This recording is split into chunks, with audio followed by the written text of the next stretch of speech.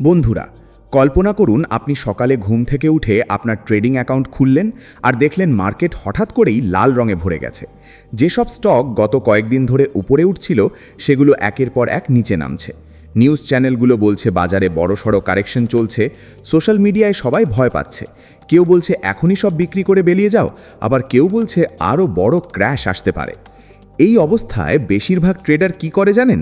তারা প্যানিক করে, তারা ভয় পায়, তারা পরিকল্পনা ভুলে গিয়ে আবেগের বশে সিদ্ধান্ত নেয়। আর ঠিক সেই কারণেই অনেক ট্রেডার ক্ষতির মুখে পড়ে। কিন্তু যারা দীর্ঘদিন ধরে মার্কেটে টিকে আছে, যারা নিয়মিত লাভ করে, তারা মার্কেট কারেকশনকে ভয়ের জায়গা হিসেবে দেখে না, তারা এটাকে সুযোগ হিসেবে দেখে। কারণ তারা জানে মার্কেট সবসময় সরল রেখায় উপরে ওঠে না, মাঝে মাঝে কারেকশন আসে, পুলব্যাক আসে, প্রফিট বুকিং হয়, আর সেই সময়ই তৈরি হয় নতুন সুযোগ। আজ আমরা আলোচনা করব কেন মার্কেট কারেকশনে প্যানিক করা উচিত নয়, কিভাবে সুযোগ খুঁজতে হয় এবং কিভাবে একজন স্মার্ট ট্রেডার কারেকশনের সময় নিজের মানসিকতা নিয়ন্ত্রণ করে লাভের সুযোগ তৈরি করে। প্রথমে বুঝতে হবে মার্কেট কারেকশন আসলে কি। অনেক নতুন ট্রেডার কারেকশন আর ক্র্যাশের মধ্যে পার্থক্য বোঝে না। কারেকশন হলো একটি স্বাভাবিক প্রক্রিয়া, যেখানে দীর্ঘ সময় ধরে দাম বাড়ার পর মার্কেট কিছুটা নিচে আসে। এটা বাজারের জন্য স্বাস্থ্যকর, কারণ কোনো সম্পদ যদি বিরতিহীনভাবে উপরে উঠতেই থাকে তাহলে সেখানে অতিরিক্ত উত্তেজনা তৈরি হয়। ধরুন একটি স্টক 100 টাকা থেকে 150 টাকায় চলে গেল। এই যাত্রাপথে অনেকে লাভ করেছে। কিছু বিনিয়োগকারী তাদের লাভ বুক করবে, কিছু বড় প্রতিষ্ঠান পজিশন কমাবে, ফলে দাম কিছুটা নিচে আসবে। এই নিচে আসাটাই কারেকশন। কারেকশন মানেই যে মার্কেট শেষ হয়ে গেছে এমন নয়, বরং অনেক সময় কারেকশন শেষ হওয়ার পর আরও বড় আপট্রেন্ড শুরু হয়। কিন্তু সমস্যা হলো মানুষের মন। মানুষ স্বাভাবিকভাবেই ক্ষতি দেখতে চায় না। যখন অ্যাকাউন্টে লাল রং দেখা যায় তখন মস্তিষ্ক ভয় পেতে শুরু করে, মনে হয় এখনই কিছু করতে হবে। আর এই তাড়াহুড়ো থেকেই ভুল সিদ্ধান্তের শুরু। একজন ট্রেডারের সবচেয়ে বড় শত্রু মার্কেট নয়, নিজের আবেগ।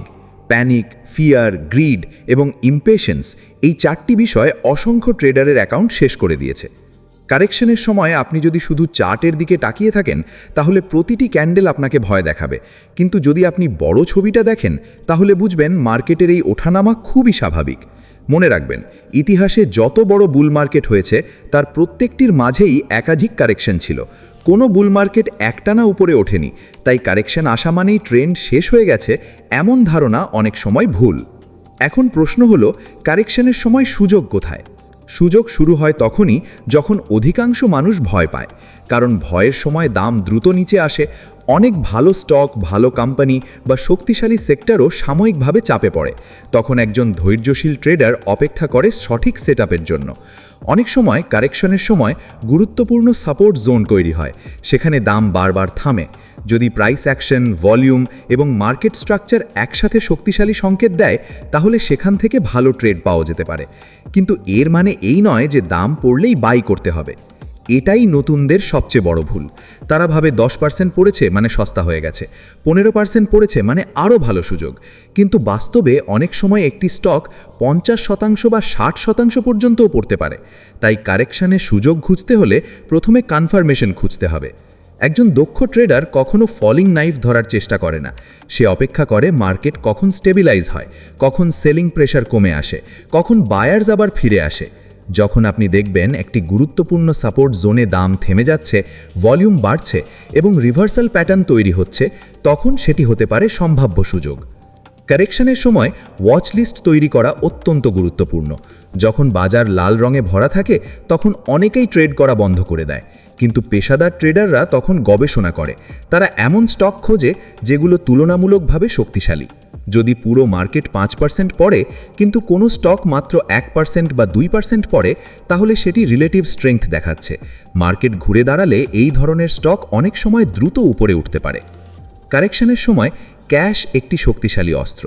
অনেক ট্রেডার সব টাকা একসাথে মার্কেটে ঢুকিয়ে দেয়, ফলে কারেকশন এলে তাদের কাছে নতুন সুযোগ নেওয়ার মতো অর্থ থাকে না। স্মার্ট ট্রেডাররা সবসময় ক্যাপিটাল ম্যানেজমেন্ট করে। তারা জানে ভবিষ্যতে সুযোগ আসবে, তাই তারা কিছু নগদ অর্থ সংরক্ষণ করে রাখে। কারেকশনের সময় রিস্ক ম্যানেজমেন্ট আরও গুরুত্বপূর্ণ হয়ে যায়, কারণ এই সময় ভোলাটিলিটি বেড়ে যায়, দাম দ্রুত ওঠানামা করে। তাই পজিশন সাইজ ছোট রাখা এবং স্টপ লস ব্যবহার করা অত্যন্ত জরুরি। অনেকে ভাবে স্টপ লস মানে দুর্বলতা। বাস্তবে স্টপ লস হলো বেঁচে থাকার অস্ত্র। একটি ছোট ক্ষতি মেনে নেওয়া অনেক সহজ, কিন্তু স্টপ লস না ব্যবহার করলে ছোট ক্ষতি বড় ক্ষতিতে পরিণত হতে পারে। মার্কেটে সফল হওয়ার জন্য সব ট্রেডে জিততে হবে না, বরং ক্ষতি ছোট রাখতে হবে এবং লাভ বড় হতে দিতে হবে। কারেকশনের সময় আরেকটি গুরুত্বপূর্ণ বিষয় হলো ধৈর্য। অনেক ট্রেডার প্রতিটি নড়াচড়ায় ট্রেড নিতে চায়। তারা মনে করে প্রতিদিন লাভ করতেই হবে, কিন্তু বাস্তবে অনেক সময় সেরা সিদ্ধান্ত হলো অপেক্ষা করা। যদি পরিষ্কার সেটআপ না থাকে, তাহলে ট্রেড না নেওয়াও একটি সিদ্ধান্ত। কারেকশনের সময় মার্কেট সেন্টিমেন্ট সাধারণত খুব নেতিবাচক হয়ে যায়। নিউজ, ইউটিউব, সোশ্যাল মিডিয়া সব জায়গায় ভয়ের কথা বলা হয়, কিন্তু মনে রাখবেন, বাজার সাধারণত সবার প্রত্যাশার বিপরীতে চলতে পছন্দ করে। যখন সবাই অত্যন্ত আশাবাদী থাকে, তখন অনেক সময় কারেকশন শুরু হয়, আর যখন সবাই অত্যন্ত হতাশ থাকে, তখন অনেক সময় রিকভারি শুরু হয়। তাই শুধু খবর দেখে সিদ্ধান্ত নিলে চলবে না, চার্ট কি বলছে সেটাও দেখতে হবে। কারেকশনের সময় একটি সাধারণ ভুল হলো রিভেঞ্জ ট্রেডিং।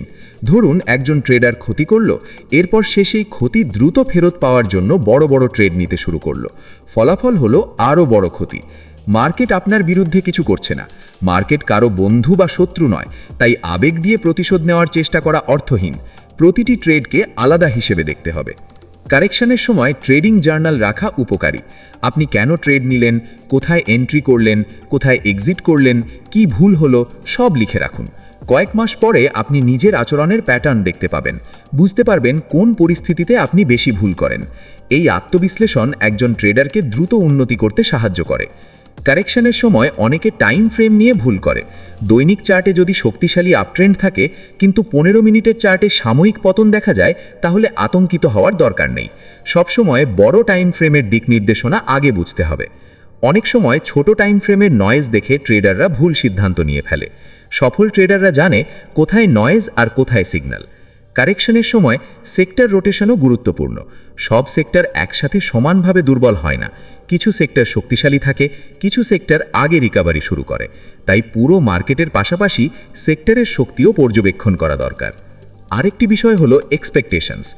অনেক ট্রেডার প্রতিটি সুযোগ থেকে বিশাল লাভ আশা করে, কিন্তু বাস্তবে মার্কেটে ধারাবাহিক ছোট এবং নিয়ন্ত্রিত লাভই দীর্ঘমেয়াদে বড় ফল তৈরি করে। কারেকশনের সময় লক্ষ্য হওয়া উচিত ক্যাপিটাল প্রোটেক্ট করা এবং হাই প্রবাবিলিটি সেটআপ খুঁজে বের করা। আপনি যদি মূলধন রক্ষা করতে পারেন, তাহলে ভবিষ্যতের সুযোগগুলো কাজে লাগাতে পারবেন, কিন্তু যদি প্যানিক করে বড় ক্ষতি করে ফেলেন, তাহলে পরবর্তী সুযোগ থেকেও লাভ করা কঠিন হয়ে যাবে। মনে রাখবেন, মার্কেটে টিকে থাকাই প্রথম লক্ষ্য, লাভ দ্বিতীয় লক্ষ্য। কারণ আপনি যদি টিকে না থাকতে পারেন, তাহলে ভবিষ্যতের কোনো সুযোগই কাজে লাগাতে পারবেন না। কারেকশন হলো পরীক্ষা। এই সময় আপনার স্ট্র্যাটেজি, ডিসিপ্লিন এবং সাইকোলজির আসল মূল্যায়ন হয়।